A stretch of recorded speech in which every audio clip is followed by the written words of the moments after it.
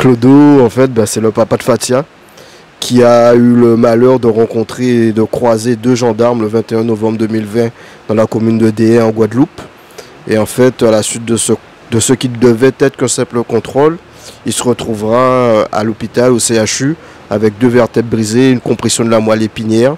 Et il décédera de ses blessures une dizaine de jours à la suite de ce contrôle.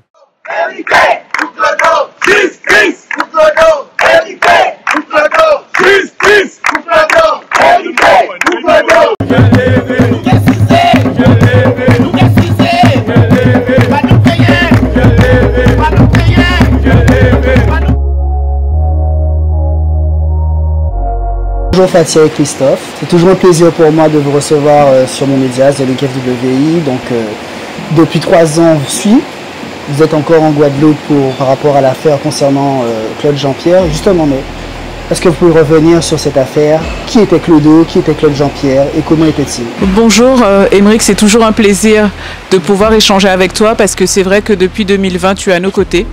Depuis 2020, tu tiens à nous demander des nouvelles, à connaître l'évolution de notre dossier. Donc aujourd'hui, on est de passage en Guadeloupe. Il nous paraissait nécessaire, voire même indispensable, de toujours venir et parler sur ton média pour pouvoir vraiment tenir informée la population. Donc aujourd'hui, nous sommes de passage parce que nous devions avoir une conférence de presse avec le collectif d'avocats. Cette conférence de presse s'est tenue le mardi 2 juillet, à la salle Rémy Souta. Donc à partir de 10 h, plusieurs presses étaient présentes. Quelques membres de la famille l'étaient aussi. Et lors de cette conférence, on a abordé les différents points sur lesquels on avait besoin d'éclaircissement et que la population avait besoin d'éclaircissement également. Donc aujourd'hui, on fait la promotion d'un film également lors de notre passage ici chez nous. Et donc au niveau de la procédure, je pense qu'on va rentrer plus dans les détails tout à l'heure. Ça avance tout doucement et on espère sincèrement qu'avec toutes les actions qu'on mène aujourd'hui et tous les nouveaux éléments qui sont rentrés dans le dossier, qu'on pourra avoir gain de cause. Clodo, en fait, c'est le papa de Fatia qui a eu le malheur de rencontrer et de croiser 2 gendarmes le 21 novembre 2020 dans la commune de Déhé en Guadeloupe. Et en fait, à la suite de ce qui devait être qu'un simple contrôle, il se retrouvera à l'hôpital, au CHU, avec 2 vertèbres brisées, une compression de la moelle épinière. Et il décédera de ses blessures une dizaine de jours à la suite de ce contrôle. Donc en fait, ce contrôle a été filmé par des vidéos de surveillance de la ville de Déhé. Donc les images ont été rendues publiques par la presse. Tout le monde a pu voir le déroulement du contrôle et la violence qu'a subi Claude et les conséquences de ces violences. Donc aujourd'hui, près de 3 ans après, malgré des éléments d'indices que l'on considère comme graves et concordants devant permettre une mise en examen, on se rend compte que la justice ne fait toujours pas son travail. Et il y a une lenteur qui est assez inexpliquée et inexplicable. Et donc on continue à communiquer, à conscientiser, Fatia et moi, autour de cette situation qu'on trouve inacceptable. Aujourd'hui, dès qu'on parle de problèmes entre civils et policiers, on tombe très vite dans le schéma de l'anti-flic. Comment était Claude Jean-Pierre? Est-ce qu'il faisait de la résistance? Était-il déjà anti-flic lui-même? C'était les contrôles routiers comme on en connaît souvent en Guadeloupe, papier du véhicule, etc. À la base, ça devait être juste ça. Claude, c'était pas quelqu'un de violent. C'était pas quelqu'un, moi je l'ai jamais vu s'embrouiller avec qui que ce soit. Donc effectivement, il y a toujours aussi cette criminalisation des victimes, peu importe la situation. Aujourd'hui, souvent on met en avant les refus d'obtempérer qui justement permettent aux forces de l'ordre l'usage de leur arme à feu à cause de cette fameuse loi L435-1 de la loi Cazeneuve, que l'on combat, qu'on trouve assez inacceptable, puisque on considère que ça donne pratiquement permis de tuer aux forces de l'ordre, puisque le principe de légitime défense, on se rend compte qu'il est vite sorti et pour tout et n'importe quoi. Donc non, je pense qu'il faut qu'on sorte de ces clichés en fait, que bien souvent certaines presses qui ont aussi certaines lignes éditoriales qui sont pas toujours neutres, veulent nous faire comprendre et veulent faire entrer dans la société. On doit pouvoir critiquer la parole publique quand elle doit l'être. Voilà, c'est pas parce que c'est de la parole publique qu'on doit tout croire. Il y a des choses qui doivent être mises en perspective. Aujourd'hui, on a les réseaux sociaux, on a Internet, on peut tous vérifier les informations qui sont transmises. Donc on a des idées reçues comme ça et on doit déconstruire ces choses-là et mettre les choses en évidence et en fait comprendre que derrière chaque victime, c'est une famille qui souffre et c'est des gens qui pleurent un être disparu. Ça a toujours été quelqu'un de très simple, quelqu'un d'aimant, quelqu'un d'aidant, qui a à bout de bras élevé ses frères et sœurs avec son papa. Et en fait, comme disait Christophe, quand bien même ça aurait été quelqu'un de violent, quelqu'un de virulent, on a normalement des personnes dépositaires de l'ordre qui doivent être formées, qui ont une formation, qui doivent savoir utiliser la force de façon proportionnée à l'éventuelle attaque. Et on se rend bien compte sur les images de vidéosurveillance qu'il n'y a pas d'attaque en face. Mon père est à bord de son véhicule, une jambe à l'extérieur. Je le reconnais tout à fait. C'est tout à fait sa personnalité d'homme tranquille, qui aime blaguer, comme on dit, qui aime rigoler. Et je pense que ce jour-là, il a beaucoup discuté de tout et de rien avec ces deux gendarmes. Il a obtempéré, déjà il s'est arrêté. Donc, je ne comprends pas et je ne vois pas pourquoi, à un moment, en fait, on a ce déchaînement de violence qui va entraîner la mort de mon papa 12 jours plus tard. Et que faisait-il ce jour-là et où allait-il? Alors, ce jour-là, ce 21 novembre, dans l'après-midi, il était parti très tôt le matin. Sa première activité, c'était de passer voir une personne âgée à qui il tenait beaucoup. Et c'était une personne avec qui il prenait tous les matins le café. Cette personne habitait non loin de chez lui et en fait ses enfants habitaient du côté de la Grande Terre et il n'était pas souvent là. Donc mon papa, tous les matins, il passait la voir. Il prenait le café avec elle et il prenait la route. Et ce samedi, il partait, il est parti chercher du poisson et éventuellement aider des amis qui auraient tel ou tel chantier. Les coups de main comme on appelle chez nous. Et donc, il a passé une petite matinée tranquille à voir des amis, la famille. Et en remontant donc chez lui, aux alentours de 14 h, il va croiser la route de ces deux gendarmes. Les deux gendarmes vont lui demander de se garer sur le bas-côté. Il le fera. Et je tiens à revenir sur une chose très importante, parce que je rappelle que le procureur de la République, Xavier Sicot, tiendra une conférence de presse où il va diaboliser mon père et son comportement ce jour-là, en disant que mon père était alcoolisé et qu'il roulait à contresens. Or, quand on connaît la ville de Deshaies, il est impossible à l'endroit où mon père a été interpellé de rouler en contresens. Il n'y a pas de place pour deux voitures. Il n'y a qu'un sens. On ne peut suivre qu'un sens et on le voit sur la vidéosurveillance. Il arrivait. Les gendarmes lui ont demandé de s'arrêter. Il obtempère, il s'arrête. À bord de son véhicule, il avait son repas du midi. Il est diabétique, il s'est arrêté dans un restaurant, il a pris un plat à emporter, il rentrait tranquillement chez lui. Et malheureusement, ce jour-là, il ne rentrera jamais.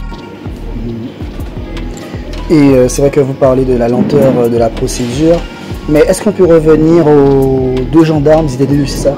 Deux gendarmes qui sont mis en cause. Bon, ils ne sont pas encore condamnés, donc ils sont présumés coupables. Qui sont-ils et où sont-ils aujourd'hui? Ils sont toujours gendarmes et on a l'un des deux gendarmes qui aujourd'hui a été promu. On a deux gendarmes qui ont le statut de témoin assisté dans une affaire en cours et un des deux est promu. Comme si rien ne s'était passé. Comme vous le dites, il y a le statut de, il a en fait le statut de témoin assisté. Il y a encore la présomption d'innocence, mais pour nous c'est pas normal qu'avec une instruction en cours, on puisse promouvoir ces personnes-là. Pour nous c'est pas normal. Il y a une défaillance dans le système. Il y a quelque chose qui ne va pas dans le système.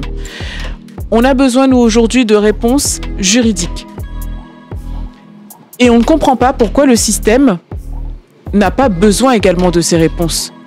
Est-ce que ça ne voudrait pas dire que ce système met en place ses propres règles pour ses agents? C'est pas normal. C'est des choses pour lesquelles nous, on se bat aujourd'hui, des choses qu'on dénonce. Donc ces deux gendarmes, pour répondre simplement à la question, ne sont plus en Guadeloupe. Oui, et puis je vais préciser, puisque nous en France, je dis nous en France, je globalise, on est fort pour regarder ce qui se passe chez les voisins et pas pour regarder ce qui se passe chez nous. Lors de l'affaire, par exemple, George Floyd, tout de suite, ils sont sortis des effectifs, ils sont suspendus en attendant un éventuel procès ou autre. Or, en France, ils continuent à exercer. Ils sont déplacés, mais ils continuent à exercer. Donc, c'est-à-dire que nous, potentiellement, Fatia et moi, on peut les croiser. Vous voyez, c'est quelqu'un qui pour nous, ont ôté la vie de quelqu'un, un proche de notre famille, le père de Fatia, et potentiellement, ces hommes-là peuvent nous contrôler demain dans la rue. Donc, quelle pourrait être notre réaction? Même nous, on ne sait pas. Donc, en fait, on dit qu'en fait, que la justice protège les mises en cause, doit protéger les mises en cause. Mais en fait, les mettre en examen, c'est les mettre en sécurité également.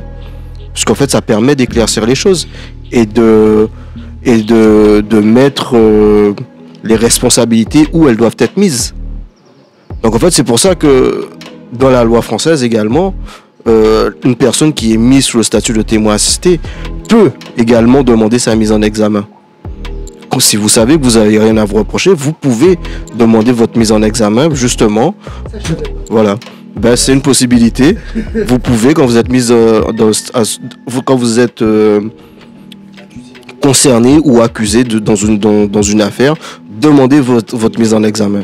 Si vous êtes persuadé de votre innocence, vous demandez votre mise en examen.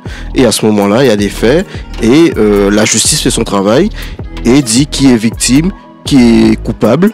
Et la vie continue, j'ai envie de dire. Nous, c'est ce qu'on demande. Juste que nos droits soient respectés. Aujourd'hui, on a un homme qui est mort. On ne peut pas nous dire circuler, il n'y a rien à voir. Il faut un procès, il faut qu'il y ait une procédure afin de déterminer les responsabilités de tout un chacun. Et comment expliquez-vous que justement votre affaire prenne plus de temps que celle qui se déroule dans l'Hexagone? On voit qu'il y a quand même des condamnations en France. Alors, la transition est magnifiquement faite, parce que ça va nous renvoyer directement au film réalisé par Harry Roselmack, l'État républicain, tout simplement. En fait, ce film, il met en relief les défaillances, il faut le dire, du système judiciaire et juridique en Guadeloupe, quand cela concerne des agents de police ou de gendarmerie. Dans l'affaire Charles-Henri Salin, il y a eu des disparitions de pièces à conviction. Dans l'affaire Didier Assor, il y a eu des disparitions de pièces à conviction. Dans l'affaire Célie, qui vient de débuter, c'est assez trouble. Dans l'affaire Claude Jean-Pierre, on a une vidéo des éléments médicaux et malgré ça, il n'y a toujours pas de mise en examen et de procès en vue. Le seul procès qu'il y a eu, c'est un procès pour Charles-Henri Salin qui s'est terminé avec une responsabilité du maréchal Masse, mais acquitté. Mais on prend des exemples simples.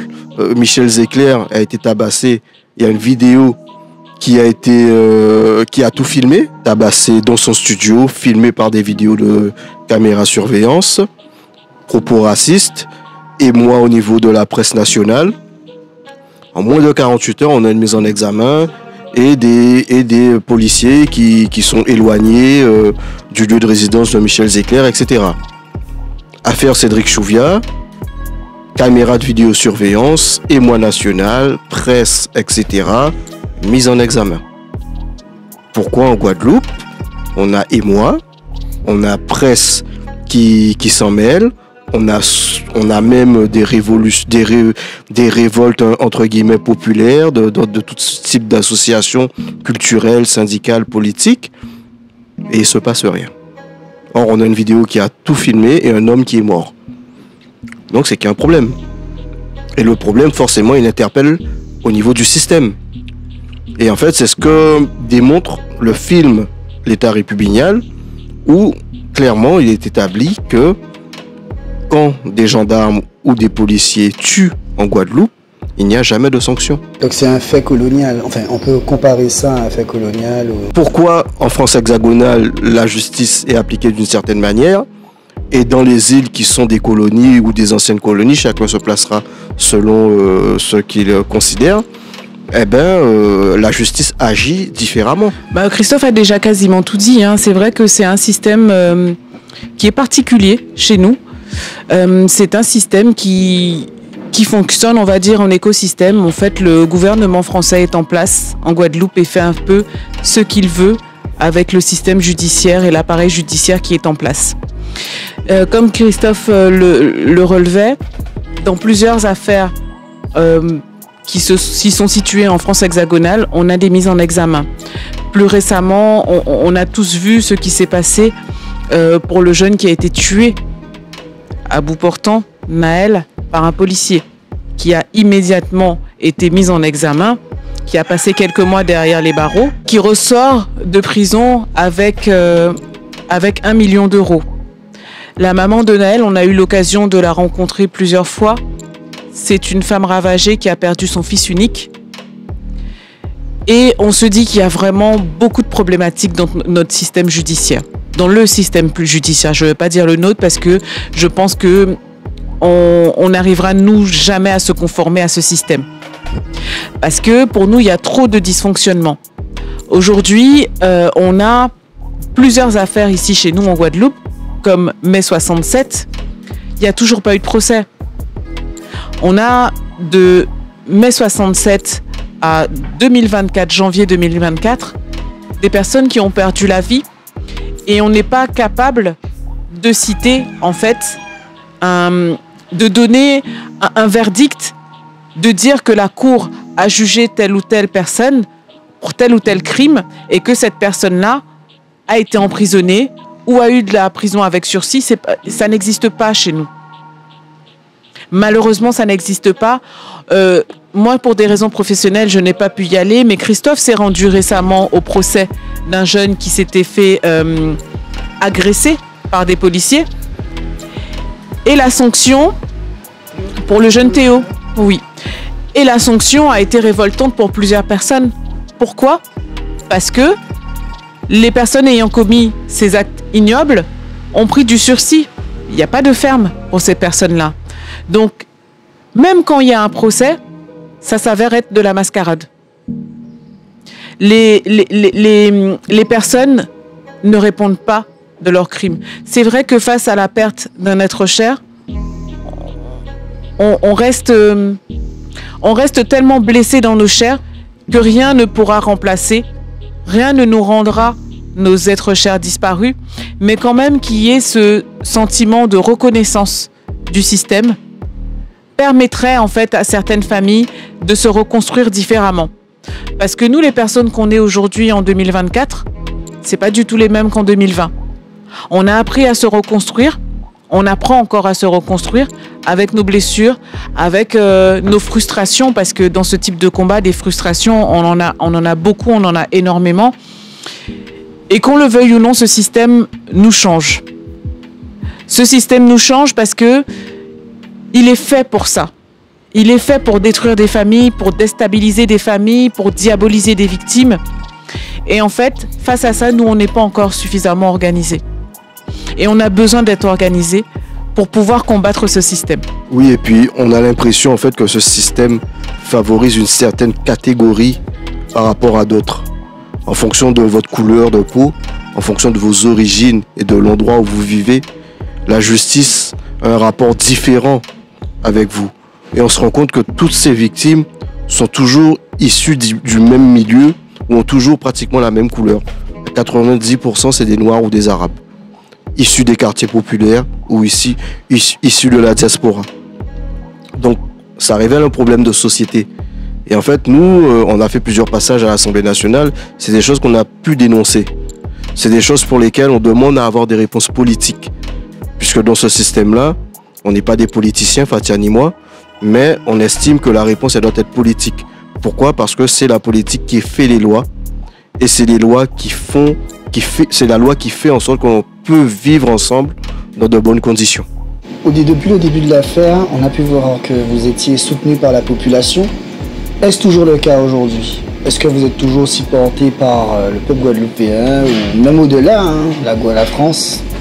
Alors franchement, au niveau du soutien, je pense que c'est ce qui nous permet d'être face à toi encore aujourd'hui.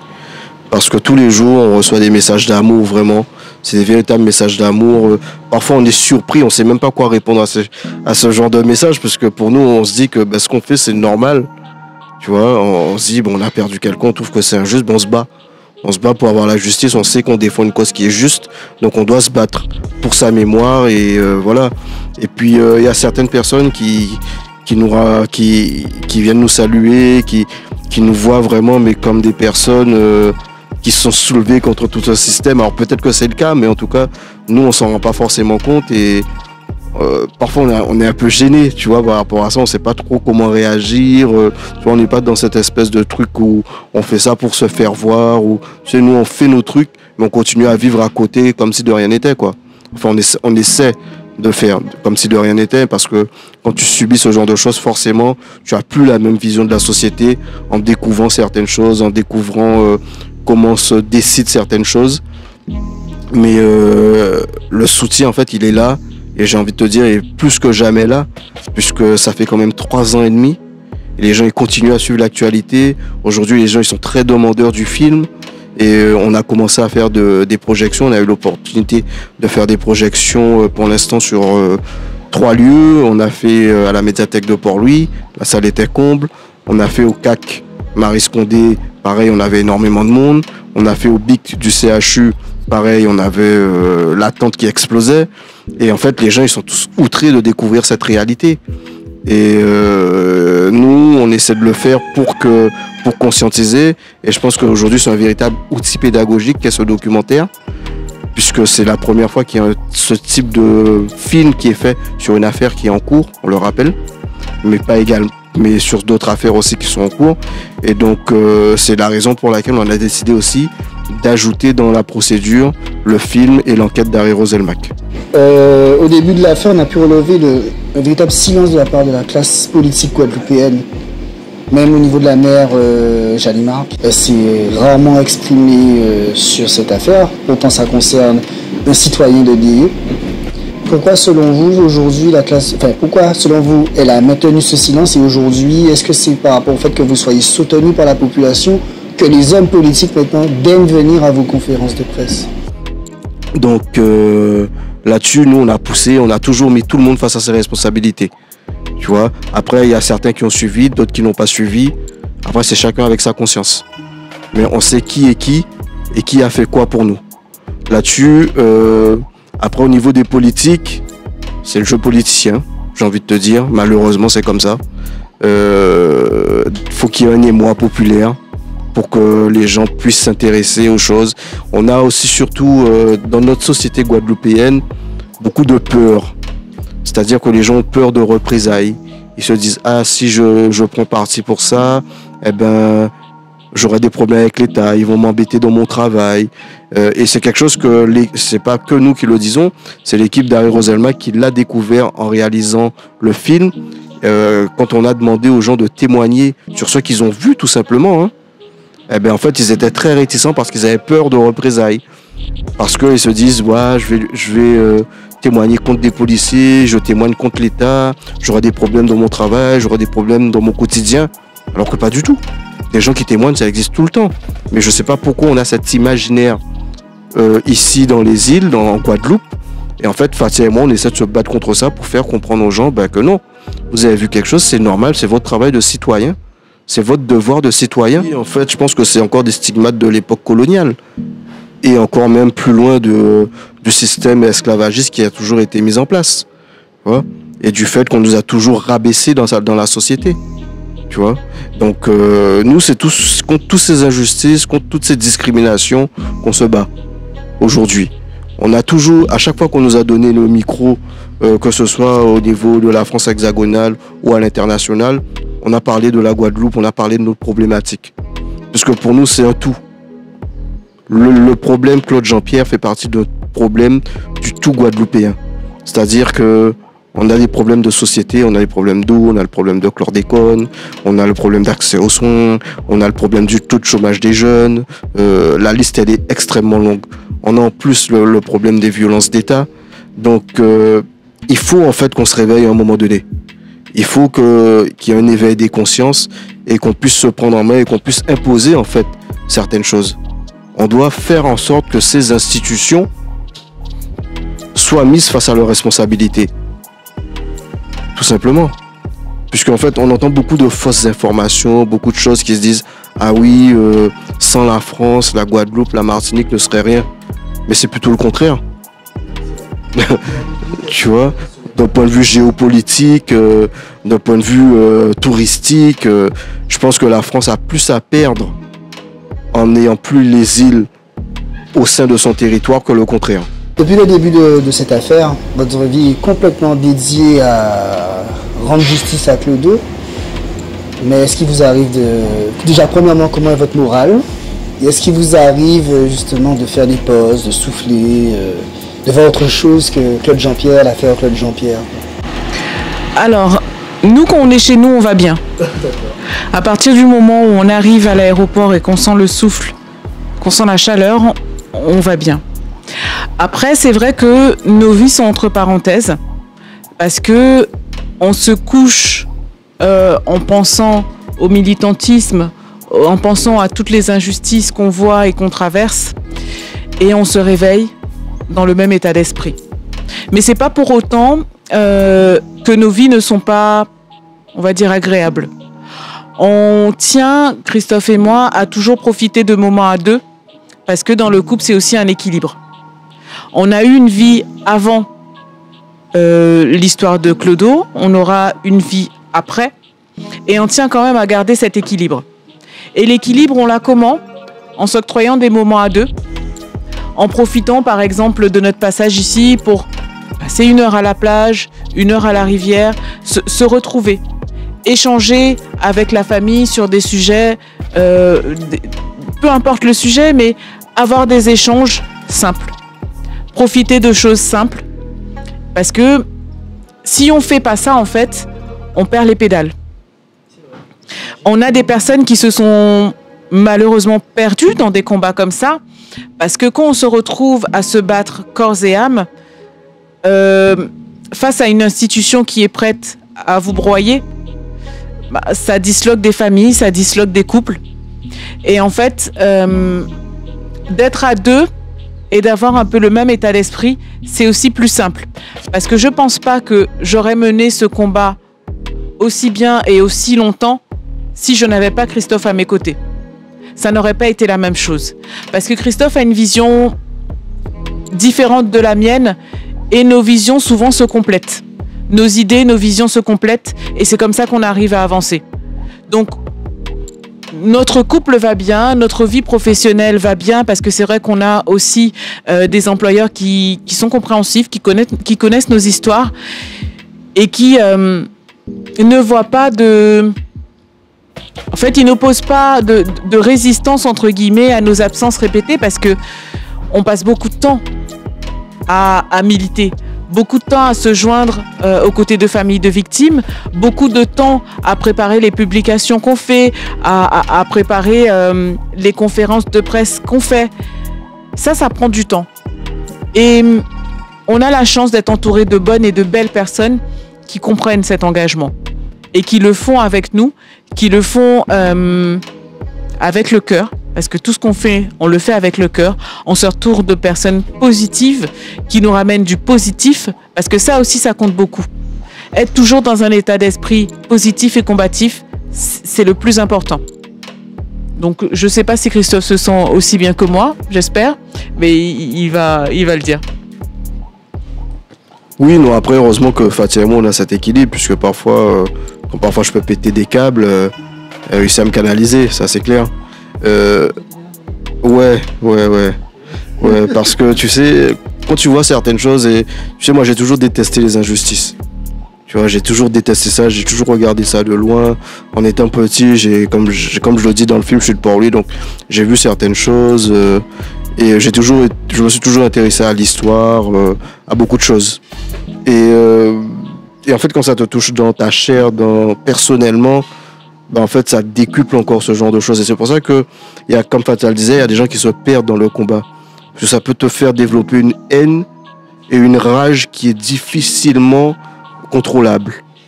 Tu vois?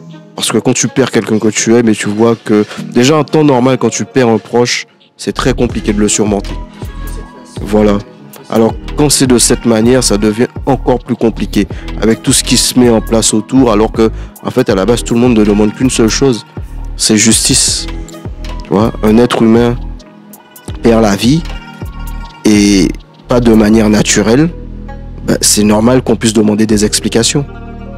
Donc, voilà, bien sûr, tout simplement. Et donc c'est pour ça que nous, autour de nous, dans ce milieu de militants, on voit beaucoup de personnes qui développent cette haine en fait, cette rage, et qui sont souvent eux aussi criminalisés. Mais en fait, on ne va pas chercher les origines de ces mots-là. Et en fait, c'est ça en fait. On a tendance à juger sans comprendre. Je veux dire, quelqu'un ne se lève pas un jour du matin, un matin comme ça, et crie je suis anti-flic ou la police tue. C'est qu'il y a une raison, il y a un truc derrière pour que la personne crie ça. Donc, et en fait, nous on essaie de sensibiliser la masse en fait. Parce que s'il n'y a pas une réaction de la masse, il n'y a rien qui changera, ça c'est clair et net. Et pourtant on a eu des histoires, on a eu l'histoire de Nel, on a eu l'histoire d'Adama Traoré, qui ont éveillé les consciences, qui ont montré qu'il y a des problèmes. Mais en fait, compte, d'un point de vue politique, on n'a jamais de réponse. Jamais.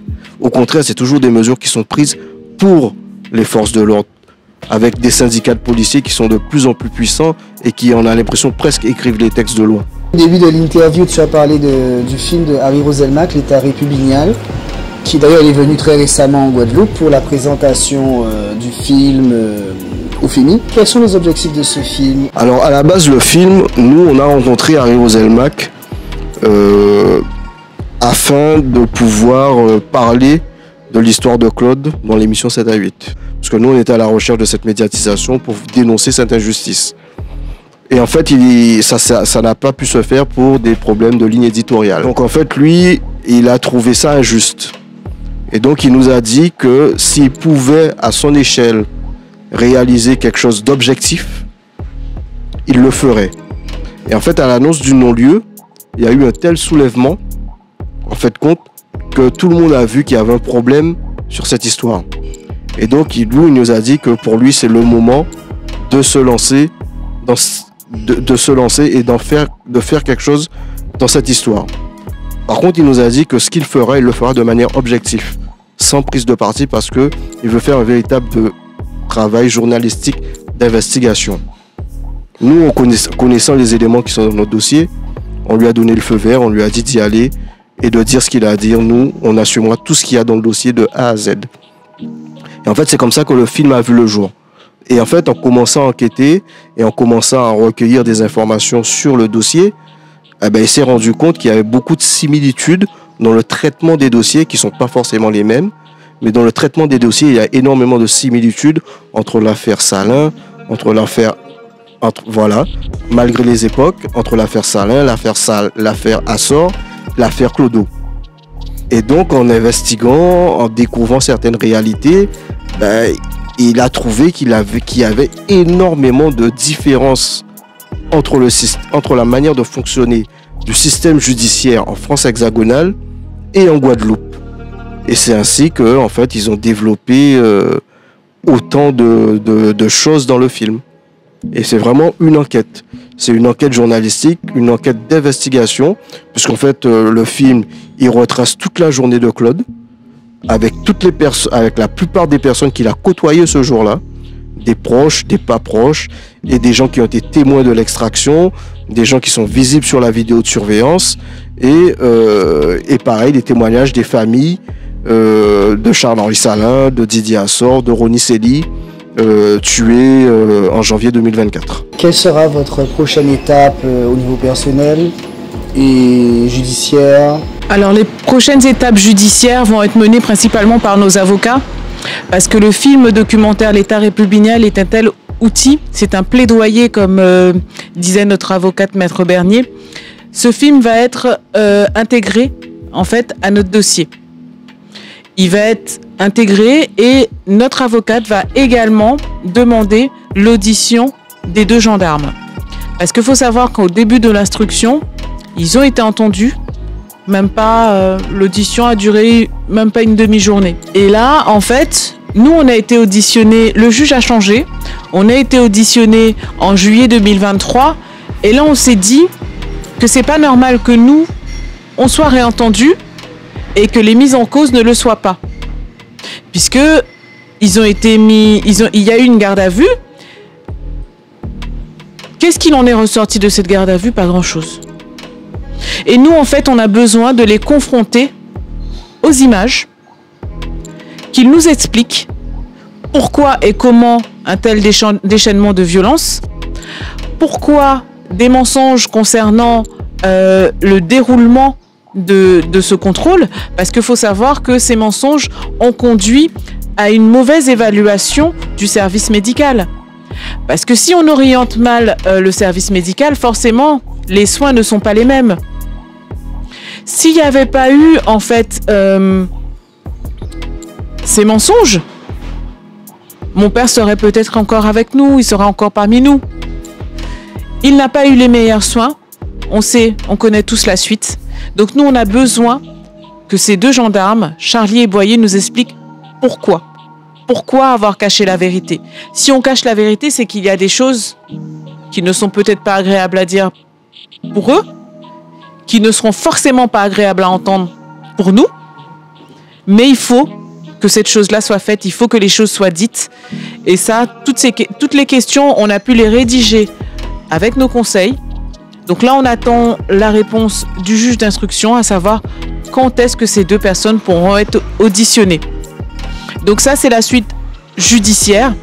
Et puis, on insiste toujours sur la plateforme qui a été mise en ligne pour le film L'État républicain. Donc, on a cette plateforme qui est dédiée au film, aux parutions presse. On a une galerie photo également qui est disponible sur ce site. Sur un moteur de recherche, il faut simplement taper l'étatrépublicain.com ou plus simplement claudejeanpierre.com. Donc, on a la possibilité pour 4,99 € d'avoir le film de disponible en streaming pendant 48 heures. Donc le film dure à peu près 1h36 et c'est vraiment en fait une enquête journalistique réalisée en toute impartialité par une équipe qui a été formée par Harry Roselmack. Donc le film est coproduit par Harry Roselmack et Brother Jimmy. On a David Paracerano qui réalise le film. Et quand on voit le travail qui est réalisé, nous on estime que 4,99 € par rapport à l'investissement financier et humain qu'il y a derrière, ça n'est rien. Donc on invite vraiment tout le monde à regarder ce film, à le partager, à le faire vivre, parce que c'est comme ça qu'on éveille les consciences et c'est comme ça qu'on pointe du doigt toutes les problématiques. Et de visualiser le film aussi, c'est de permettre au système judiciaire de voir que la population est au fait de ce qui se passe chez nous, que la population est au fait et qu'on n'est pas d'accord avec ce système. Parce que si aujourd'hui on est là et qu'on ne dit rien, c'est qu'on acquiesce. C'est une façon d'acquiescer. Et en regardant ce film, en disant qu'on n'est pas d'accord, on montre qu'en face, il y a une population qui est prête à se lever et à dire non, et à dire stop. Donc nos actualités sont celles-là. On continue notre combat parce qu'on ne s'est pas lancé depuis 3 ans et demi dans ce combat pour abandonner maintenant. Nous, on veut une mise en examen, on veut un procès. On veut être aux côtés des familles de victimes qui ont toujours besoin de soutien. Parce que le soutien, nous, on l'a eu de la part de collectifs. Le collectif contre violence à gendarme qui s'est formé. Il est composé d'une 15aine d'organisations culturelles, syndicales, politiques. On a eu le soutien des artistes. On a eu le soutien des politiques, des presses, comme toi, comme je disais en préambule, qui nous ont beaucoup aidés, qui nous ont beaucoup conseillés. Et en fait, on n'a pas envie de voir des familles de victimes laissées, entre guillemets, à l'abandon et de ne pas pouvoir les guider, de ne pas pouvoir les accompagner du mieux qu'on peut, parce qu'on sait que ces combats sont longs, qui prennent du temps, qui sont usants, qui sont fatigants. Donc, il faut vraiment qu'on puisse continuer ce combat dans cette lancée et vraiment rester toujours avec cette idée en tête de la mise en examen. Le film a subi un boycott sur les réseaux sociaux. Ouais. Le lien a été supprimé de tous les réseaux méta, Facebook et Insta. On ne peut plus promotionner le film. Il a été signalé, donc il a été banni de Insta et Facebook et TikTok également. Donc c'est pour ça qu'on peut qu'on promouvoit uniquement comme ça par les médias ou par WhatsApp. Là encore, le lien fonctionne. Et en fait, au début, c'est ce qu'on avait fait. On fonctionnait en invitant les gens à cliquer directement sur le lien via les réseaux sociaux. Mais elle a été bannie. Pareil, Fatia et Harry, en fait, ils présentaient le film à l'hippodrome de Vincennes pendant 2 vendredis pendant les soirées tropicales. Et en fait, on l'a fait 2 vendredis. On devait le faire 4 vendredis. À la veille du 3e vendredi, ils ont demandé à la direction de l'hippodrome de Vincennes de nous interdire l'accès à la salle et de ne plus présenter le film. Vous savez qui fait ça ou... Il n'y a pas beaucoup de personnes qui ont autorité pour faire ce genre d'action. Donc ça veut dire que s'ils veulent boycotter le film, pareil, on ne bannit pas un film. Moi, je me suis renseigné un peu pour savoir comment pouvait être banni un lien des réseaux sociaux. Il y a 2 moyens pour qu'il soit banni. Soit un signalement des autorités ou soit un signalement en masse. Et forcément, si on a un signalement en masse, un de nos réseaux aurait sauté. En général, c'est souvent lié. Là, les réseaux, ils ont pas sauté et le lien, il a été banni. Donc, il y a eu forcément un signalement des autorités. Donc, s'il y a des signalements, c'est que je pense que ce qui est dit dans le film dérange beaucoup. Voilà, comme dit Fatia, c'est une vérité qui dérange. Donc, nous, on invite vraiment tout le monde à aller le voir. Même nous, on y a participé, mais quand on a vu le résultat final, on a été vraiment surpris. Et vraiment, c'est un travail qui a été fait profondément, qui est structuré, qui est factuel en fait. Et il n'y a rien d'inventé. Tout ce qui est dans le documentaire est démontré clairement. Et donc, allez le voir, faites-le vivre, faites-le partager, puisque souvent, on nous reproche de ne rien faire. Et là, on a des gens qui font des choses pour la communauté et ils ne le font pas pour l'argent. Alors, donnons-leur la force. D'accord. Merci beaucoup, Christophe et Fatia. Merci à toi.